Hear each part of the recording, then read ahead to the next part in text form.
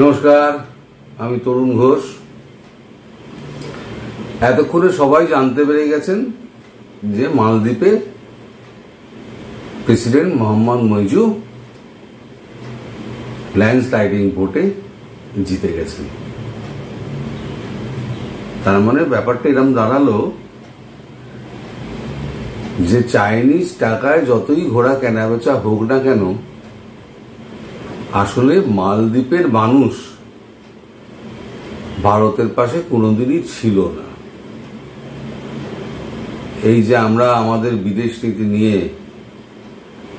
আমরা লোককে জ্ঞান গর্ব ভাষণ টাষণ দিয়ে যাই, মানুষকে বোঝানোর চেষ্টা করি যে ভারত ধীরে ধীরে বিশ্বগুরু হতে চলেছে, বিশ্ববন্ধু হচ্ছে,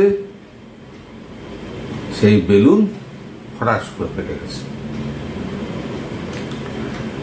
এর আগে নেপালের অলি সে পিঠে ছুরি মারল, মনে আছে দর্শক আপনাদের? সেই চাইনিজ অ্যাম্বাসেডার মহিলা, তার নামটা এই মুহূর্তে মনে নেই, তিনি তার অফিস থেকে, এম্বাসি থেকে মোটামুটি পুরো নেপালকে চালাতেন।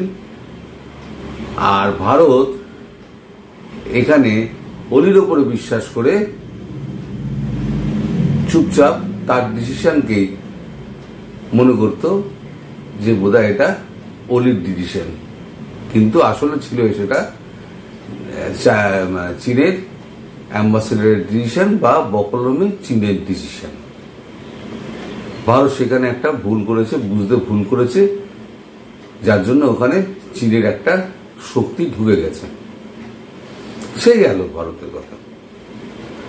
মালদ্বীপ নিয়ে আমরা এতদিন ধরে খুব বক বক বক বক বক বক বক বক করছি, সোশ্যাল মিডিয়াতে একেবারে ফাটাফাটি আমরা গলা ফাটিয়ে একেবারে মাত করে দিয়েছি কি না। মালদ্বীপের প্রেসিডেন্ট মইজু সে প্রায় পায়ে পড়ে গেছে, খাদ্য নেই, শস্য নেই, জল নেই, অমুক নেই, তমুক নেই। আমরা কি করলাম, 5% বেশি করে একেবারে বোঝাই করে, একেবারে জাহাজ বোঝাই করে সমস্ত খাদ্যশস্য পাঠিয়ে দিলাম। তারপরে মইজু কি করলো, মোহাম্মদ মইজু তার শেষ চালটি চাললেন। প্রথম বলেছিলেন আমার 400 মিলিয়ন আমায় মাফ করে দিন, আমার অবস্থা খুব খারাপ। তারপর যখন ভারত সারা শব্দ দিচ্ছে না, তখন বললো আমি মেটাবো, তবে রুফিয়াতে, মানে মালদ্বীপিয়ান রুফিয়াতে মেটাবে। আমি জানি না, ভারতবর্ষ উদার মনের মানুষ সব, মোদীজি তো আরো উদার মনের, তিনি বিশ্বগুরু হতে চান, তিনি হয়তো 400 মিলিয়নও মাফ করে দেবেন, রুপিয়াও হয়তো ওই কাগজের টুকরো নিতে পারেন, হতেই পারে। তো তিনি কি করবেন তিনিই জানেন। আর একটি দেশ আছে, সেটি হচ্ছে আমাদের পার্শ্ববর্তী বন্ধু রাষ্ট্র বাংলাদেশ। বাংলাদেশে এ পর্যন্ত যেই ক্ষমতায় আসুক না কেন, এরশাদের আমলে হোক, এরশাদের অবর্তমানে বিএনপি হোক, যেই হোক না কেন, আমাদের সঙ্গে কখনো তাদের বন্ধুত্বে কোনোদিনও আমাদের চিড় খায়নি। আমরা পরস্পর, দুটো গভর্নমেন্ট আলাদা হলো, আমরা পরস্পর কিন্তু আমরা বন্ধুই ছিলাম। ইদানি ভারত বয়কটের ব্যাপার নিয়ে একটা দুদেশের মধ্যে একটা ফাটল তৈরি হয়েছে।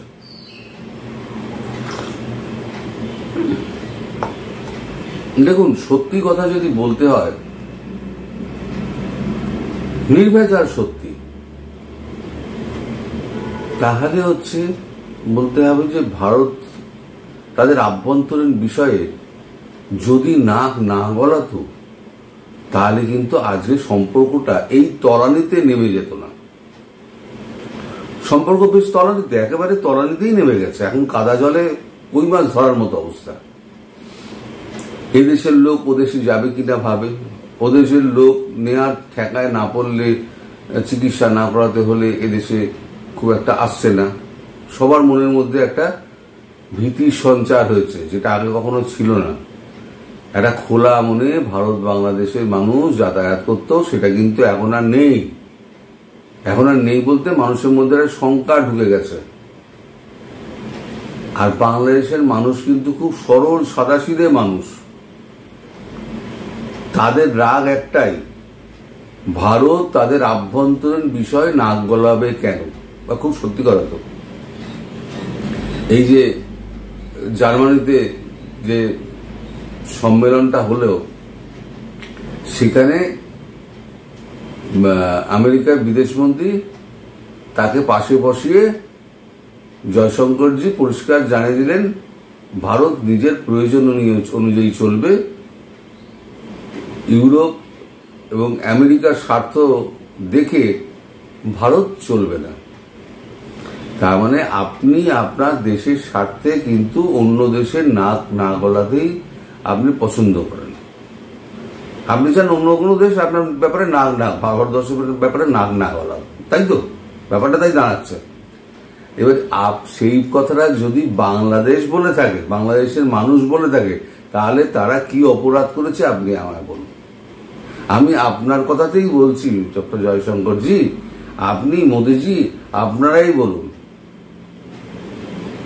তাদের ওখানে শেখ হাসিনা তিনি রাজত্ব করুন, বা বেগম জিয়া রাজত্ব করুক, বা এবিসিটি অন্য কেউ রাজত্ব করুক, আমাদের কি আসে যায়? আমরা আমাদের সীমান্তটুকু সুরক্ষিত রাখতে পারলেই হলো। এই যে আমরা চীনের কাছে পুরো 10 গোল খেলাম তো, কার মুখ পুড়লো? চীন যে ভেতরে ভেতরে ভেতরে ভেতরে খেলে দিয়ে বেরিয়ে চলে গেল, পুরো 10 গোল খেয়ে গেছি বলতে কোনো লজ্জা সরম কিছু রাখতে হবে না। বেজিং পুরো জামা কাপড় খুলে দিয়েছে বিদেশি নীতিতে, কূটনীতিতে আমাদের প্যান্টলুন খুলে দিয়েছে। বাংলাদেশ বলছে, বাংলাদেশের মানুষ বলছে, we do have our own capacity. We are self-sufficient. We do not need your food grains and goods. Don't send them to our country. তাহলে আপনি কেন বারবার দিতে যাচ্ছেন? মৌজু চাইলো মৌজুকে 5% বেশি করে পাঠিয়ে দিলেন। আরে ভালো মানুষের শেষ আছে তো। আপনার কি দরকার আলু, পেঁয়াজ, শস্য দানা রপ্তানি করার? আপনার কি দরকার? তার আগে দেশের মানুষ যখন চাইছে না, বাংলাদেশের মানুষ যখন চাইছে না আপনাকে, ভারতকে যখন পাশে চাইছেন, আচ্ছা আপনি আপনার প্রতিবেশী যদি আপনার সঙ্গে দীর্ঘদিন ধরে অসহযোগিতা করে যায়, আপনি কতদিন তার দরজায় গিয়ে কড়া নাড়বেন? আর চাণক্য একটা কথা বলতেন, যে তোমাকে সহ্য করতে পারে না তাকে তুমি মিত্র করতে যেও না, সে কোনোদিনই তোমার মিত্র হবে না। সময়ের জন্য অপেক্ষা করো, বাংলাদেশকে সময় দিন, ওদেরকে বুঝতে দিন, ওরা নিজেদের ব্যাপারটা নিজেরা বুঝুক। আমাদের বেকার নাক গলিয়ে ওখানে লাভটা কি? আমাদের মুখ পুড়বে। আমরা বরং আমাদের সীমান্ত রক্ষা করি, তারা তাদের মতো দেশ চালাক, আমার আভ্যন্তরীণ বিষয়ে গিয়ে লাভ নেই। আমার দেশের বিষয়ে কেউ যদি নাক গলায়, তারা যেমন আমার খারাপ লাগবে, তাদেরও খারাপ লাগছে। এইটুকু বোঝা আমার মনে হয় প্রত্যেকেরই উচিত। সব দেশের, দেশ ছোট হোক বড় হোক, সব দেশের আত্মমর্যাদা রয়েছে, এবং বাঙালির আত্মমর্যাদার একটু বেশি। আমার পূর্ববঙ্গের বাঙালি বন্ধুরা যারা রয়েছে বাংলাদেশের, তাদের কিন্তু আত্মমর্যাদার বেশি মোদিজি। ফলে আপনি যেটা করছেন, আপনি ভারতবর্ষের মধ্যে, ভারতবর্ষের বাইরে আপনি কূটনীতিগিরি করুন, কিন্তু পার্শ্ববর্তী রাষ্ট্র যেগুলো আছে তাদের সঙ্গে বন্ধুত্বপূর্ণ সম্পর্ক রাখুন, কিন্তু তাদের দেশের আভ্যন্তরীণ বিষয়ে নাক গলাতে যাবেন না, তাতে আপনার মুখই পুড়বে। যেমন মালদ্বীপে মুখ পড়লো, এবার 10 গোল খাবেন আপনি বাংলাদেশের কাছে, নেপালের কাছে তো খেয়েই বসে আছেন। যতই আপনি ভাবেন যে আপনার একটা বিশ্বগুরু একটা ছবি তৈরি হচ্ছে, সেখানে কিন্তু কালির দাগ লাগতে শুরু করেছে।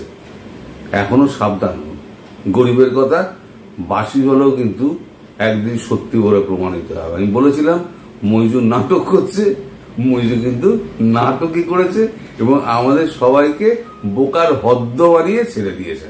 আমার বলতে কোনো লজ্জা নেই, আমাদের সবাইকে বোকার হদ্দ বানিয়ে ছেড়ে দিয়েছে।